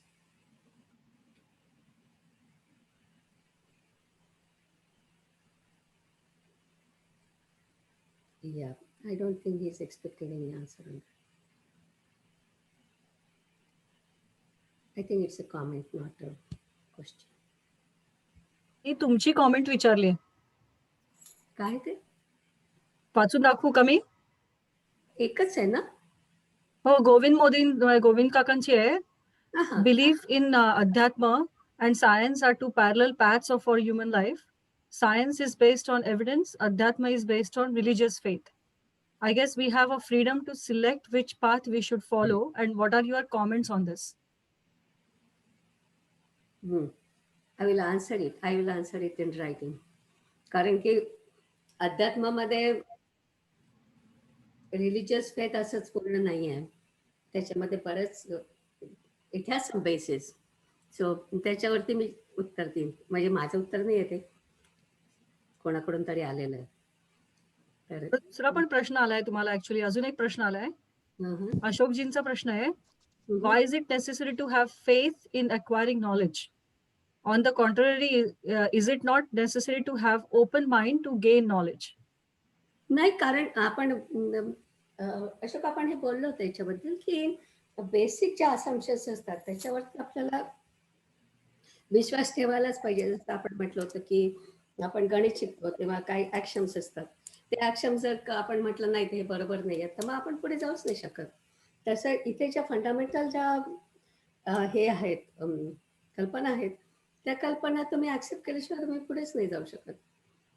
म्हणजे तुम्ही म्हटलं हे आत्मा सगळं खोटं आहे तर मग पुढे नाहीच जाऊ शकत. म्हणून त्या फंडामेंटली तुम्हाला त्याच्यावरती विश्वास ठेवायला पाहिजे की okay whatever you are saying is, आणि मग you can verify it. If you don't like it you don't have to. पण आधीच सुरुवातीपासूनच हे फालतू आहे असं म्हणून सुरू केलं तर मग you won't go anywhere, right? Actually रमेशजींची खूप छान कमेंट आली याच्या, रमेश देशपांडेंची, की there is no difference between science and अध्यात्म. या राईट. पण मी त्याचं उत्तर डिटेलमध्ये देईन, नक्की देईन. मला असं वाटतं विचारला जातो त्यामुळे त्याचं उत्तर नक्की देईन. मी बोलू का? एक मिनिट. बोला बोला. मी Prakash Lodhe. Thank you Nilima, very good explanation. खरंच खूप छान सांगितलं. मी जेव्हा हे उपनिषद वाचलं तर त्यातलं मला एक खूप गोष्ट जाणवली की संसारी माणसाने कसं राहावं याच्याबद्दल तो बराचसा उपदेश या उपनिषद जसं आहे तसा दुसऱ्या उपनिषदातून नाही. म्हणून त्याबद्दल तू जे chose this Upanishad to discuss, it's a very good thing. Banaras Hindu university जेव्हा कॉन्व्होकेशन होतं तेव्हा मदन मोहन मालवीय यांनी यातला जो 11वा मंत्र आहे तो त्या विद्यार्थ्यांना उपदेश म्हणून त्या कॉन्व्होकेशन मध्ये घेतलेला आहे. तो नंतर तू सांगशीलच, पण मी सध्या यावेळा मेन्शन करू का काय तो मंत्र? तो हो जरूर जरूर करा. आपण बोलणार आहे त्याच्याबद्दल. शिक्षावल्ली आपण बोलणार. सांगतो तुला 11वा पहिल्या अध्यायातला 11वा मंत्र सांगतो. The teacher says, speak the truth, do your duty, neglect not the scriptures, give your best to your teacher, do not cut off the line of progeny, do not cut off the line of progeny. म्हणजे संसार करा Swerve not from the truth, swerve not from the good, protect your spiritual progress always. Give your best in learning and teaching, never fail in to respect the sages. See the divine in your mother and father. मातृदेवो भव, पितृदेवो भव. तर कुठल्या संस्कृतीत आहे हे? कुठल्या संस्कृतीत आहे सांगा? Yeah. Teacher and the guest. Never do what is wrong. Honor those who are worthy of honor. Give with faith. Give with love. Give with joy. If you are in doubt about right conduct, follow the example of the sages. What a beautiful mantra. Thank you. Correct. अगदी खरं आहे. हो. कारण की मी तो 11व्या मी नुसतं फक्त mention करणार आहे. कारण त्याच्यामध्ये संसारी माणसांनी काय करायला पाहिजे. मुख्य म्हणजे आपल्याला प्रश्न असतो की हा अध्यात्माचा जो पाठ आहे तो संसारी माणसांनी घ्यावा की नाही. तर त्याच्यामध्ये लिहिलंय की घ्यावा. आणि मग आपल्या गीतेमध्ये जसं सांगितलंय स्वकर्माचं, तसं त्या 11व्या अनुवाकामध्ये सांगितलंय. आणि मगाशी मी म्हटलं तसं मातृदेवो भव, पितृदेवो भव, हे सगळं त्या 11व्या अनुवाकात घेतलेलं आहे. तर मी फक्त ते मेन्शन करणार आहे कारण ते बहुतेक सगळ्यांना माहिती आहे. फक्त तुम्हाला काय माहिती आहे एवढंच मी तुम्हाला सांगणार आहे. आणि गोविंद काका, तुम्ही आहात का लाईन वरती? तुमचा बरंच मोठं एक्सप्लेनेशन्स आहेत. If you want come on the mic, तुम्ही डायरेक्टली बोलू शकता.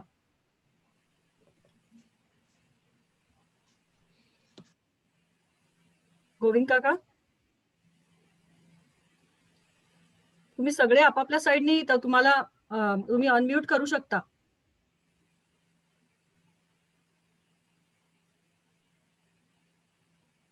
बरं, त्यांचं ते कमेंट वाचून दाखवू का मी, निलिमा मावशी? आहे आलो मी. सॉरी, म्हणजे मी काहीतरी करत होतो. ओके. 2 प्रश्न आहे निलिमाताई.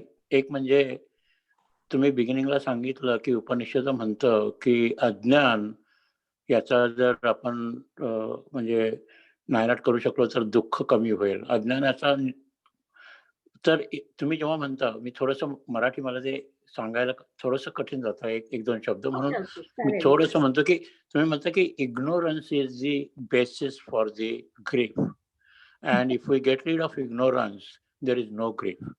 हे टोटली डिसॲग्रीएबल स्टेटमेंट आहे उपनिषदामध्ये. दुसरी गोष्ट, then what is your definition of ignorance and wisdom? This also is a very vague word, because ignorance म्हणजे काय? एज्युकेशन इग्नोरन्स का, बिहेवियर इग्नोरन्स का, थिंकिंग इग्नोरन्स? हे इतकं मोठं म्हणजे हे शब्द इतके म्हणजे त्यांची डेफिनेशन करणं फार कठीण असतं या शब्दांची. आपण नॉर्मल डेफिनेशन घेतो की हो, तो अज्ञानी, त्याला काही कळत नाही, मूर्ख आहे असं. पण that's a different story than when we are talking about some Upanishad म्हणा किंवा अध्यात्म इन जनरल किंवा काय जे असेल. आणि तुम्ही जसं म्हटलं की त्यात सांगितलं की पृथ्वीची निर्मिती. आता पृथ्वीची निर्मिती हे सायन्स वेगळ्या दृष्टिकोनातनं सांगतं. आपलं जे काय अध्यात्म असेल किंवा जे आपले रिलिजियस ग्रंथ आहे ते वेगळ्या दृष्टिकोनातनं सांगतं. तिसरी गोष्ट आणखीन एक महत्वाची आहे की हे आपलं हिंदुइझम हे सगळं आपण पाळणं वगैरे ठीक आहे, म्हणजे ज्याला ज्यामध्ये आनंद असेल, ज्याला ज्यामध्ये मनशांती मिळते, मोक्ष मिळतो, जे काय असेल ते ठीक आहे, त्याच्या विरुद्ध मी बिलकुल नाहीये.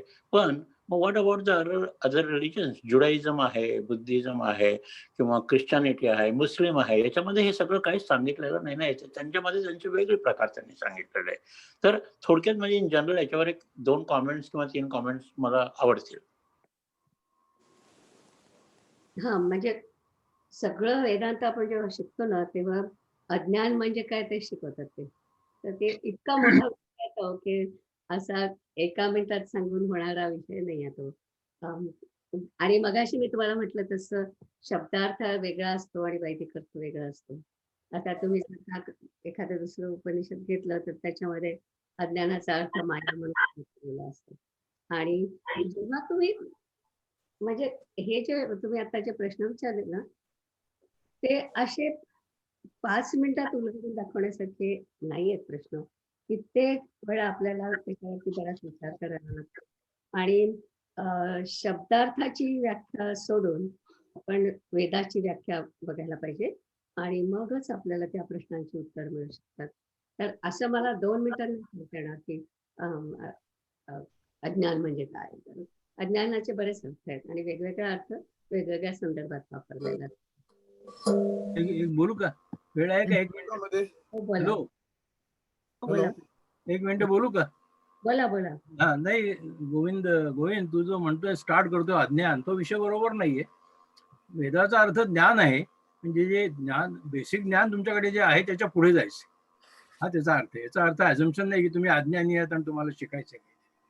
U know I mean every education is a stage in no you have a basic knowledge and you go forward. आणि उपनिषदाचा मुख्य पर्पज असा आहे की ज्या विद्येमुळे, जिस विद्या से द्वारा परब्रह्म का सामिप्य, ज्या विद्येमुळे तुम्ही परब्रह्माच्या जवळ जाता. परब्रह्माच्या जवळ म्हणजे ही युनिव्हर्सल एनर्जी का काय आत्मा किंवा परमात्मा किंवा काय व्हॉट एव्हर डेफिनेशन दिली त्याला उपनिषद म्हणतात. संबंध आहे उपनिषदाचा पर्पज काय आहे? It takes you closer to understanding your place in this universe and what this universe is. It is not ज्ञान अज्ञान वगैरे या फिजिकल लेवलच्या या गोष्टी नसून how do your intellectual approach याच्यामध्ये की what is your place in this universe and how do you reach to the ultimate universal energy, from individual energy to universal energy. That is the focus of the whole Upanishad knowledge. I think I should stop. This one has to reflect on it. It can't be answered. Hello मी अनिल भाटे. मी मध्ये बोलू का? बोला. हा, तिथे माझं संपूर्ण नाव दिसणार नाही तुम्हाला. अनिल बी असं जे दिसत आहे तुम्ही अनिल कुमार भाटे. तर रजनीताईंनी 28 फेब्रुवारीला एक झूम मीटिंग ऑर्गनाईज केलेली आहे. त्याच्यामध्ये राऊंड टेबल कॉन्फरन्स सारखी. आणि त्याच्यामध्ये आता हे जे समोर प्रश्न आलेले आहेत गोविंदजींचे वगैरे, त्याची उत्तरं मी देऊ शकेन त्या राऊंड टेबल झूम मीटिंग मध्ये.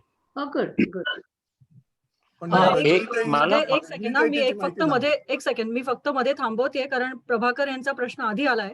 I think we should give a right justice to that. त्यांनी विचारलं होतं की what is self realization. Sorry, त्यांचा प्रश्न माझा मिस झाला आधी बिफोर दिस कॉन्व्हर्सेशन, पण तो प्रश्न त्यांचा आधी आला होता.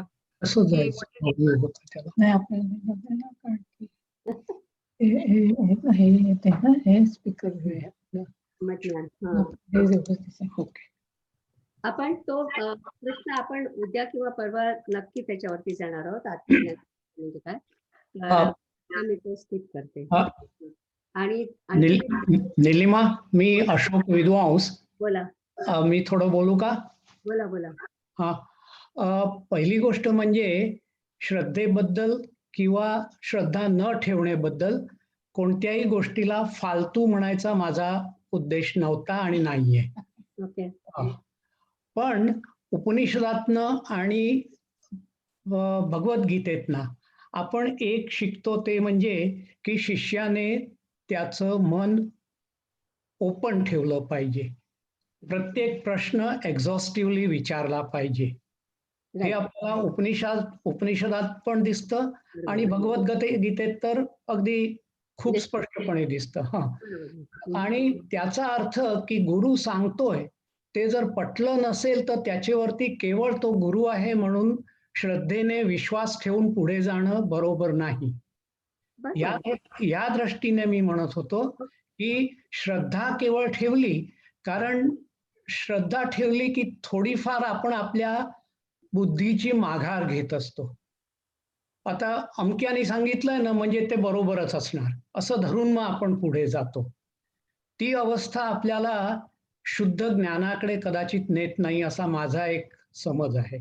आणि म्हणून मी श्रद्धेबद्दल प्रश्न विचारला होता की for acquiring knowledge openness of mind is more important than belief.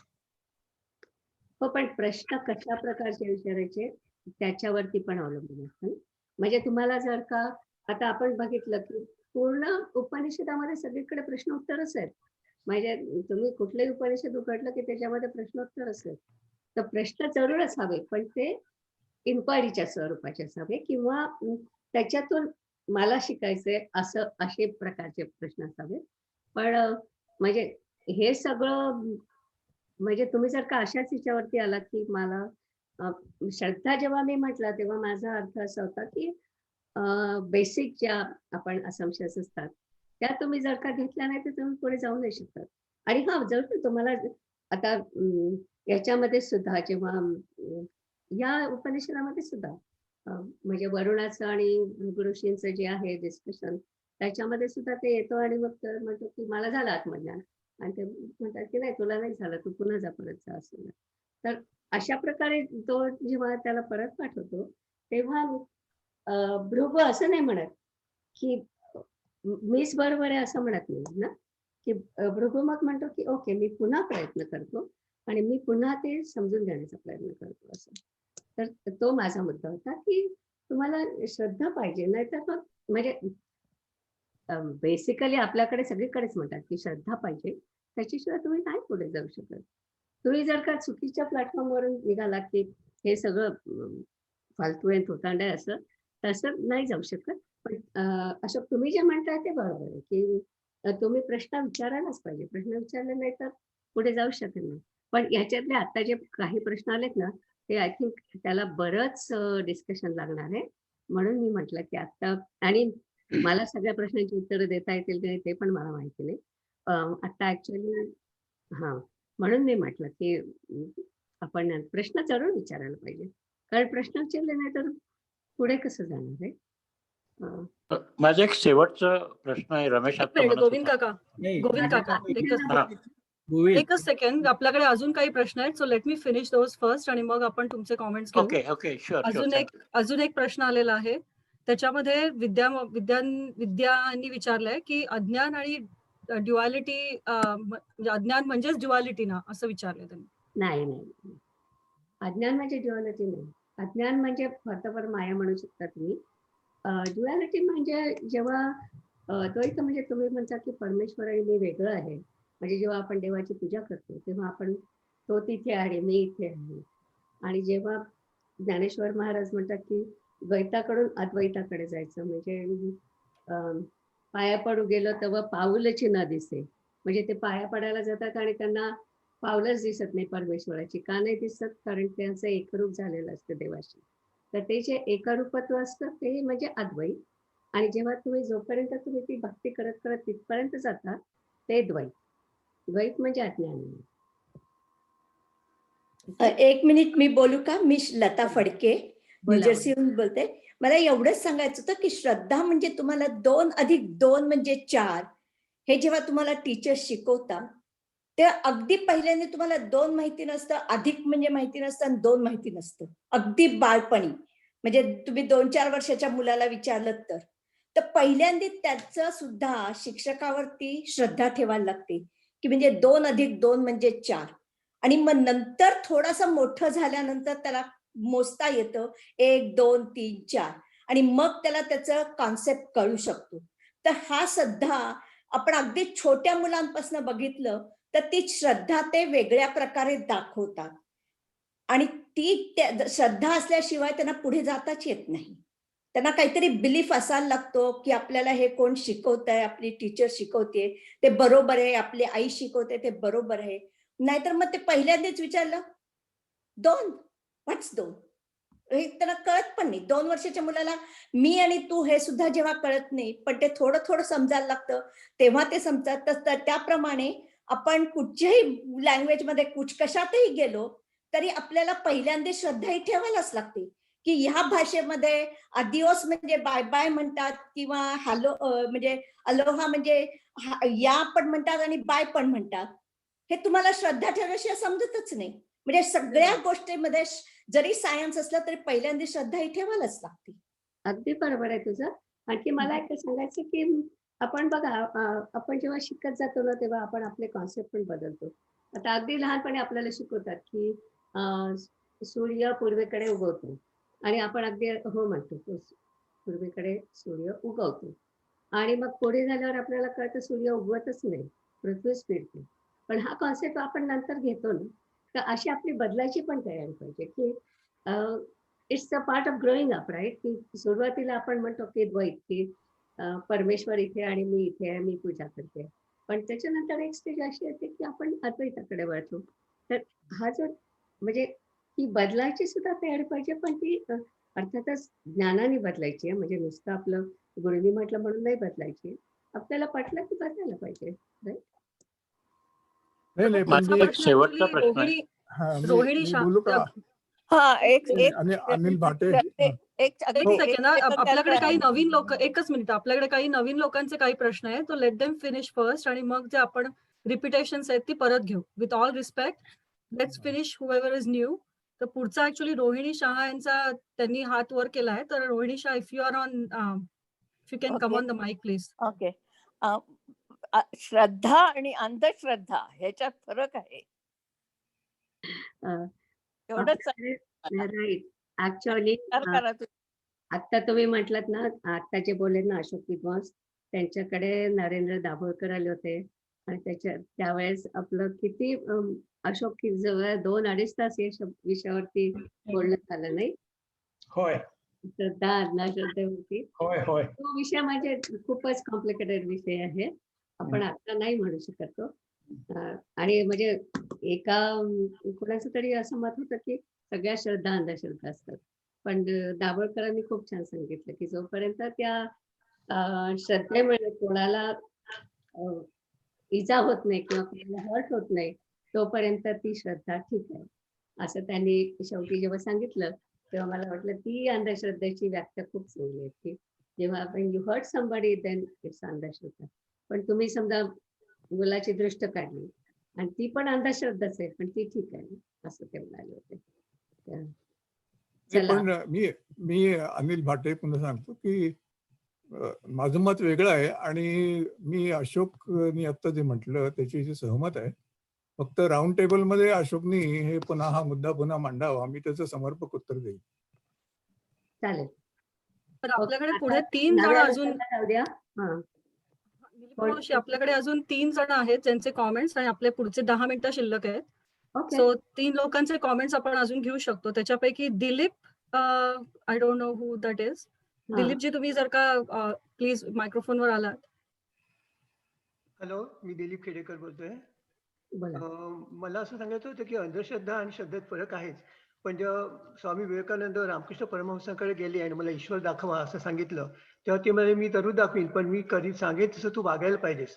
तेव्हा ते साधना म्हणजे जी म्हणतात ते करावे लागते आणि त्यासाठी त्या गुरुवर श्रद्धा असायलाच हवी, त्याशिवाय तुम्ही प्रगती नाही करू शकत.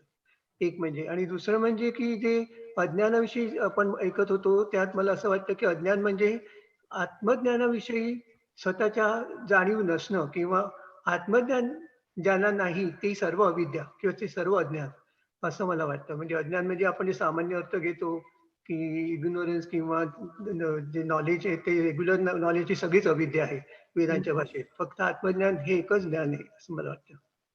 पण कुठं आता समजा आपण आहे आणि आपल्याला जर्मन माहिती नाही तर जर्मन बद्दल आपल्याला अज्ञान आहे रे. असं म्हणजे वेगवेगळ्या विषयांबद्दल आपल्याला अज्ञान असू शकतं. हो. एक पुढची कॉमेंट ऍक्च्युली माधव फडके, आपल्याला तुम्हाला मायक्रोफोनवर यायचंय का मी वाचून दाखवू? ओके, त्यांची कॉमेंट वाचून दाखवते इकडे. त्यांनी लिहिलंय की comment about faith. In algebra, we assume some your x and then we can solve a problem. If you refuse to assume x, then you cannot solve the problems. So basics assumptions are needed to go forward. We then have to validate the assumptions. That is the scientific method. Very good. Very good. Excellent. Okay, Modi काका, तुम्हाला काहीतरी बोलायचं होतं, right?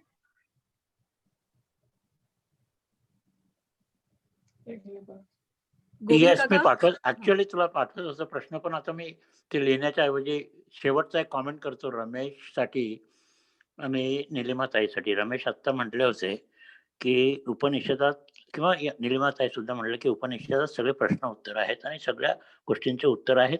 बऱ्याचशा गोष्टीला scientific base आहे, काही गोष्टीला नाहीये. ऍक्सेप्टेड. प्लीज दोघं जण सुद्धा तुम्ही किंवा आत्ता जेवढे लोक आपल्या या फोरमवर आहेत, कुणीच असा गैरसमज करून नका घेऊ की मी याच्या विरुद्ध आहे. पण माझे बेसिक प्रश्न कसे आहेत की आपण हिंदू आहे, आपण हिंदुझम फॉलो करतो, त्याचे रिलिजियस जे काही ह्या लिहिलेल्या गोष्टी आहे, भगवद्गीता असू द्या, ज्ञानेश्वरी असू द्या, वेद असू द्या, उपनिषद, हे फॉलो करतो. पण जर मी आज हिंदू नसतो, ख्रिश्चन असतो, मुस्लिम असतो किंवा इतर कुठल्या धर्माचा असतो आणि हे मला काहीच माहिती नसतं, तर मग शेवटी मग मी मोक्षाला कसं गेलो असतो किंवा रमेश म्हटलं की हे युनिव्हर्सल एनर्जीसाठी आपल्याला सहाय्य करतं तिथं रीच करण्यासाठी. तर मग बाकीच्या रिलिजन्सचे लोक ज्यांना हे सगळं नाहीच आहे त्यांच्या ग्रंथामध्ये किंवा त्यांचे ग्रंथ वेगळे असतील, मग त्यांनी काय फॉलो करायचं आणि मग त्यांना कंपॅरिझन काय आहे आपल्यासाठी? हिंदू हिंदू लोकांसाठी त्यांच्याकडे काय कंपॅरिझन आहे? मग ते असेच न फुलफिल होता ह्युमन लाईफ जगतात किंवा त्यांना मोक्ष मिळत नाही किंवा आले गेले सगळा संसार केला, शिक्षण केलं, बिल्डिंग बांधलं, सगळं झालं आणि मग शेवटी एक दिवस गेले आणि असेच गेले जे म्हणजे पीसफुली गेले नाही म्हणा किंवा त्यांना मोक्ष मिळाला नाही, अशी काही कन्सेप्ट आहे का? नाही गोविंद बोलू का? एक मिनिट बोलू का? एक सेकंद. गोविंद हे ना गोविंद, इथे इथे रिलिजनचा प्रश्न आणूच नका तुम्ही. हिंदू जेव्हा वेद लिहिले गेले तेव्हा देर आर नो हिंदुइझम. हे नॉलेज हे it is a pursuit of knowledge. ज्ञान शोधण्याचा मार्ग आहे. इथे रिलिजनचा संबंध नाही. आणि हे जे वेदाचं नॉलेज हे सर्व धर्मामध्ये आहे, फक्त ते वेगवेगळ्या भाषेत सांगितलेलं आहे. पण त्याचे fundamental principles in all religions are same. What we are confusing with rituals and knowledge, fundamental knowledge. So don't confuse with rituals. Muslim, Islam, Christianism, तुम्ही जर त्याचे बेसिक फंडामेंटल मेसेजेस पाहिले तर they are similar to Vedanta or Vedic messages. There is no difference, and these are proven by science. And what Vedanta doesn't know, science also doesn't know. So that is where we have stopped. Yeah. So I think this, as Nilimata said, that we need more discussion on this, and we are going to have a seminar on that, on February, which Rajni has arranged. I think you should join there, because that is the idea there, that pursuit. Shraddha म्हणजे एकाने सांगितलं ते खरं आहे की it is not blind faith. Shraddha is a commitment to understand something, pursuit of knowledge. Shraddha in anything you do is a commitment to do certain things. आणि उपनिषदाचं जे Upanishad also say that this only is a knowledge for you to go closer to God, closer to Brahma. That's all it is. So you try to, it is all up to you what you want to make use of this knowledge. You can discard it and you can pursue your own knowledge, but they show the way that this is the way to go. I think we should, this is a very interesting discussion, but we should stop now. I think, Rameshji, बरं अजून एक शेवटची फक्त comment, this is a last comment, आणि then Madhavi please take over for the shloka. This is from I think doctor Vikram यांना काहीतरी बोलायचंय. R you there? Yes, ऐकू येतोय आवाज? हो येतोय. निलिमाताई, खूप सुंदर झालं भाषण, मला अतिशय आवडलं. त्याच्यानंतर आपण अनेक प्रश्न जे विचारले गेले त्या प्रश्नांची उत्तरं. अलका, सगळ्यांना प्लीज म्यूट करतेस का? एक सेकंड. मला नको करू प्लीज. एक सेकंड प्लीज, बघतीये तेच सेटिंग बद्दल बघतीये. ठीक आहे, तू सगळ्यांना म्यूट कर आणि मग मी अनम्यूट करतो स्वतःला. All right, so I have unmuted myself. तर निलिमाताई, खूप सुंदर झालं भाषण आणि सगळ्या प्रश्नांची उत्तरं तुम्ही अजिबात चित्त विचलित न होऊ देता उत्तरं दिली, त्याच्याबद्दल तुमचं खूप अभिनंदन. मला फक्त 2-3 गोष्टींबद्दल बोलायचं, म्हणजे जे ऐकलं मी पूर्णपणे सगळंच्या सगळं ऐकलं आणि लक्ष देऊन ऐकलं, त्यामुळे मला सगळं आवडलं. वेदांचं जे सार आहे किंवा वेदांचा जो उद्देश आहे तो एकच आहे, वेदैश्च सर्वैः अहमेव वेद्यो. जेव्हा आपण म्हणतो की अज्ञान म्हणजे काय, तर निलिमाताई आपण जे म्हटलं की जर्मन मला येत नाही, अरे जर्मन मला येत नाही हे तर मला माहिती आहे ना, पण जर्मन मला माहिती नसेल परंतु मला माहिती नाही आहे हे मला माहिती आहे. अज्ञान या शब्दाचा अर्थ आहे अपूर्ण ज्ञान. ओके, तर दुसरं अहमेव वेद्य म्हणजे की ज्याला हे अज्ञान आहे किंवा ज्याला हे ज्ञान आहे किंवा ज्याला हे ज्ञान प्राप्त करून घ्यायचंय तो कोण आहे, ते खरं ज्ञान आहे. जेव्हा ते ज्ञान आपल्याला मिळतं तेव्हा दुःख निवृत्ती होते, म्हणजे पूर्णपणे सगळीच्या सगळी दुःख एका वेळेस नष्ट होतात, कारण की मनामधल्या इच्छा पूर्णपणे तृप्त होतात. दुःख कशामुळे होतं? कारण की इच्छा पूर्ण होत नाही म्हणून. इच्छा कशाची होते? आपल्या व्यतिरिक्त जे काही आहे असं आपल्याला वाटतं. मी बाहेर फिरतोय म्हणून थोडंसं you may think that I am breathing a bit heavily, but I try to speak. आपल्या व्यतिरिक्त जी गोष्ट आहे त्या गोष्टीची आपल्याला इच्छा होते. ज्या क्षणी आपल्याला कळतं की आपल्या व्यतिरिक्त जे काही आहे असं आपल्याला वाटत असतं, ते आपण फक्त प्रतिबिंबात्मक रूपाने अनुभवत असतो. आणि जेव्हा आपल्याला कळतं की ह्या सगळ्या ज्या माझ्या व्यतिरिक्त गोष्टी आहेत अशा मला वाटतायत, म्हणजे द्वैत, मी आणि माझ्या व्यतिरिक्त दुसरं काहीतरी, मी अँड दी अदर, ह्याला म्हणतात द्वैत. त्या अदरमध्ये मग परमात्मा पण आला, जग पण आलं, पृथ्वी पण आली, ह्या जगाची उत्पत्ती आली, सगळं आलं. As long as I am searching for that other, as long as I am stuck with the other, as long as I am entangled with the other, I will be always miserable. कारण की त्याचं ज्ञान पूर्णपणे होणं शक्य नाही आहे. पण ज्या क्षणी मला लक्षात येतं की हे जे अदर आहे याचा अनुभव मला माझ्या हातच येतोय, तेव्हा मग आपण बाहेरच्या गोष्टींमध्ये लक्ष घालणं, त्याच्याबद्दल इच्छा करणं पूर्णपणे सोडून देतो. Because it's an illusion. हे आहे जगन मिथ्या जे म्हणतात ते. Once we realize that's when we become completely, totally, finally happy. That is the pursuit of life. We are all trying to be happy. So Vedas or the Upanishads will tell us how to get there, never to come back. यद गत्वा न निवर्तन्ते तद्धाम परमं मम. तर अशा प्रकारे आपण सगळेजण निलिमाताईंची आणखीनही 3 भाषणं ऐकू आणि त्या दिशेने वाटचाल करू अशी मी प्रार्थना करतो. आणि पुन्हा एकदा निलिमाताईंचे अनेक अनेक आभार.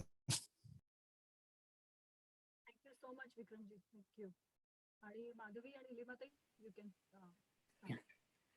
खूप छान सांगितलंस Vikram. Very well explained. Thank you. माझं अज्ञान गेलं थोडंसं आता. अतिशय अतिशय सुंदर डॉक्टर विक्रम तुम्ही एक्सप्लेन केलं. Thank you. Most welcome, most welcome. निलिमाताई. हो. ओम पूर्णमद पूर्णमिदं पूर्णात् पूर्णमुदच्यते पूर्णस्य पूर्णमादाय पूर्णमेवावशिष्यते. ओम शांति शांति शांति. Thank you. Thank you Madhavi. Thank you everyone. उद्याच्या लेक्चर बद्दल काही